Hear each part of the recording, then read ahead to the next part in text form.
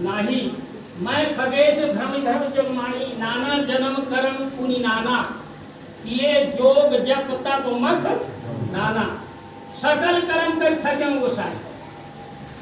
क्यों थक गया भाई? वो तो बड़े बड़े यज्ञ बड़े बड़े योग हम सब कुछ किया, क्यों शांति नहीं मिली?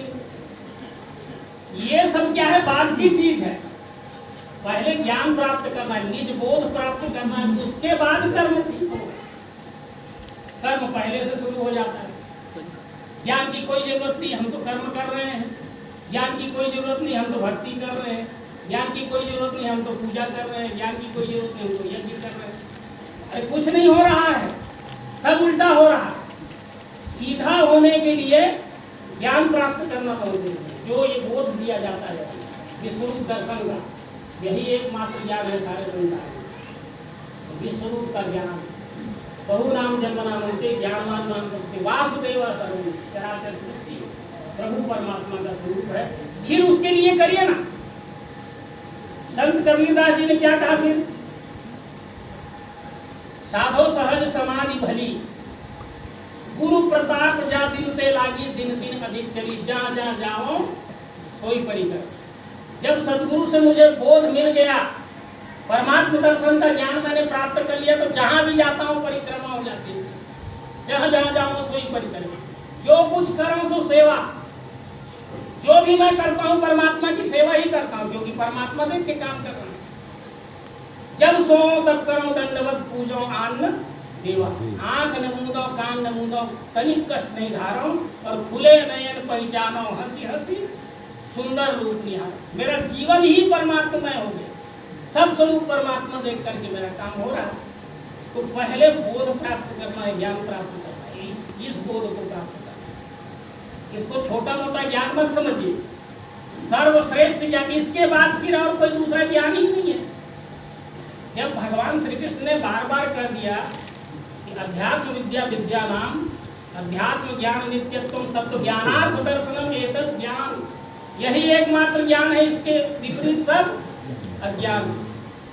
क्योंकि इसको पहले प्राप्त कीजिए, उसके बाद जो कुछ भी करेंगे आप, जो कुछ भी करेंगे वो यज्ञ हो जाएगा, जो कुछ भी करेंगे वो सेवा हो जाएगा, वो भक्ति हो जाएगी।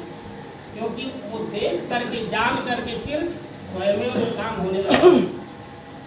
अपना तो जब दिखता है, अपनापन जब दिखता है, तो स्वयं ठीक ठाक काम होने लगता है। दूसरा देखते हैं तो दुर्व्यवहार होता है। तो इस प्रकार अपना को देखने की दृष्टि यही है, यही विद्या है। इसको दिव्य दृष्टि कहा गया, इसलिए दिव्य दृष्टि। यही दृष्टि भगवान कृष्ण ने अर्जुन को दिया था। अर्जुन जब पूछते हैं कि मुझे उस परमात्मा का दर्शन कराइए जिसका आपने 10 अध्याय तक वर्णन किया है।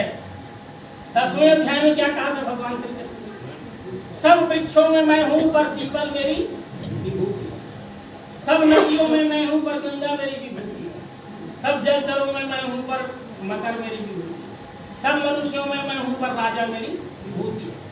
पर अथवा बहुने तेरे किम ज्ञातेन तवार्जुन विष्टव्याहवनं प्रसमे कांसे स्थितो। और अधिक जानने से अर्जुन प्रयोजन क्या तुझे? इतना ध्यान में लेना कि मैं ही संपूर्ण विश्व हूं, मैं ही तो संपूर्ण विश्व हूं। कहां से समझ में आएगा? आप ही कैसे संपूर्ण विश्व? समझ ही में नहीं आया, निश्चित रूप से किसी को समझ में नहीं आएगा। तब भगवान श्री कृष्ण ने कहा दिव्यं ददामि ते चक्षुषस्वे योगमैश्वरम। ये दिव्य दृष्टि थी, यही परमात्मा दर्शन का। अभी देख लीजिए ना भाई चारों तरफ, जिसने इसको प्राप्त किया है 5 तत्व ही दिख रहा है। नहीं, आंख से क्या दिख रहा है? अग्नि तत्व का दर्शन हो रहा है कि नहीं? त्वचा से क्या स्पर्श हो रहा है? वायु तत्व का दर्शन हो रहा है कि नहीं? नासिका से क्या आ रहा है? गंध। पृथ्वी तत्व का दर्शन हो रहा है, जिह्वा से स्वाद आ रहा है, जल तत्व का दर्शन हो, और सब उसी से तो व्यवहार हो रहा है, उसी से सब दर्शन हो रहा है। मन से त्रिगुण का दर्शन हो रहा है, सब मेरे करते। क्षर स्वरूप है परमात्मा का, प्रकृति दिख रही है, विराट स्वरूप है, यही देवी का स्वरूप है। अभी यदि ने बताया देवी का स्वरूप प्रत्यक्ष देवी ही दिख रही है। रसे रूपे च गंधे च शब्दे स्पर्शे जीव सप्तम रजस्तमश्चैव रक्षेर नारायणी सदा। ये सर्वरूपमयी देवी, सर्वम देवीमयम जगत, अतो हम विश्वरूपां त्वां नमामि परमेश्वरी। सर्वं देवीमयं जगत, चराचर सृष्टि देवी का स्वरूप दिख रहा है कि नहीं? दिख तो रहा है पर जानते नहीं। सबको दिखता है प्रत्यक्ष, जानते नहीं। जानने की ये विद्या, यही विद्या भगवान श्री कृष्ण ने अर्जुन को दिया। अर्जुन तू मुझे जानता नहीं है, ऐसा 7वें अध्याय में बोला है भगवान कृष्ण ने अर्जुन को। बड़ा आश्चर्य हुआ, मैं आपको कैसे नहीं जानता हूँ?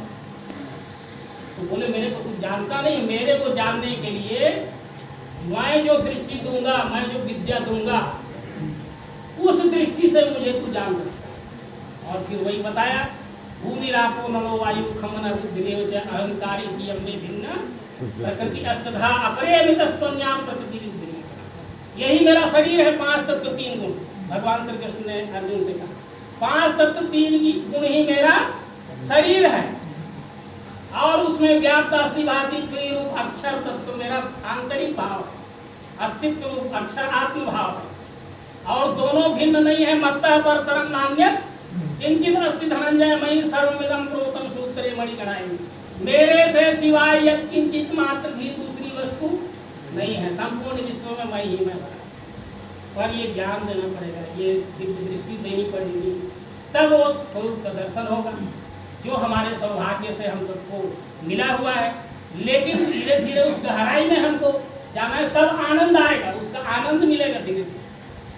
अभी सुख में हम सुख से आनंद में जाना।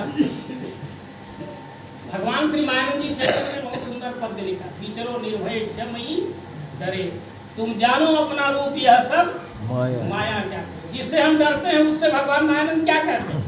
विचरो निर्भय यम ही डरे, काल तुमको डरने लगेंगे, क्योंकि ज्ञेयः यत् प्रवक्ष्यामि यत् ज्ञात्वा अमृत अश्नुते। परमात्मा स्वरूप को जानकर मनुष्य खुद भी अमर हो जाता है, क्योंकि परमात्मा कभी मरता है क्या?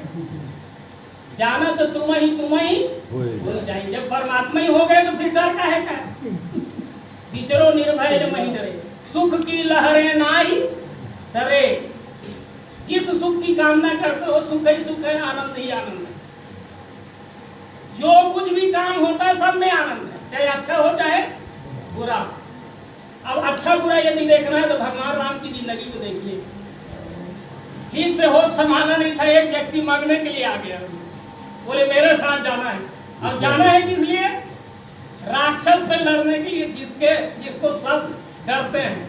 जाके बल सुर असुर गिराही, निशी न नींद दिन अन्न न खाई। ऐसे व्यक्ति से तुमको लड़ने के लिए मेरे साथ जाना है, बचपन।